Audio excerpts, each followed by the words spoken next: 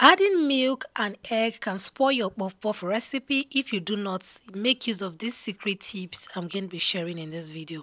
Welcome back to my channel. Now, these are the ingredients. We are using 1 egg and we are using evaporated milk. I found out that evaporated milk is the best milk when you're adding milk to your puff-puff recipe. It helps your puff-puff to be soft and fluffy. Now, I'm using instant yeast, so I'm going to add it directly to my flour. Just make sure that your evaporated milk is warm or at room temperature. I'm using 500 grams of flour, so I'm going to add it directly to the mixture. I'm adding butter.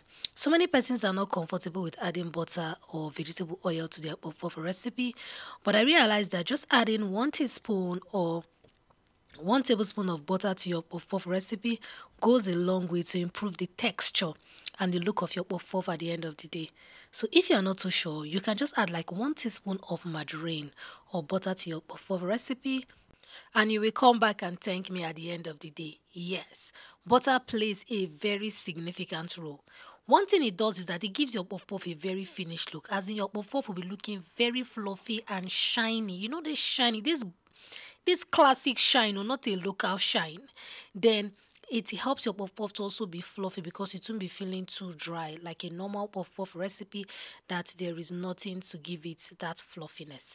Now I'm going to cover and allow my butter to proof after mixing with extra warm water until my butter is thick.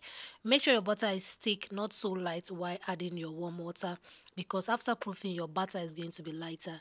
And if it is too light before proofing, when you cut your butter into the oil, it will become so light and it will absorb too much oil. That won't be nice. So this is after proofing. I'm going to mix my butter after wetting my fingers and cut my puff-puff like so into my already hot or preheated oil. You are frying at consistently medium heat. Yes, your oil should be hot. So you just cut your butter into the oil and you stir continuously until you have this appealing golden brown look. So the shiny look on the puff-puff is largely because of the butter.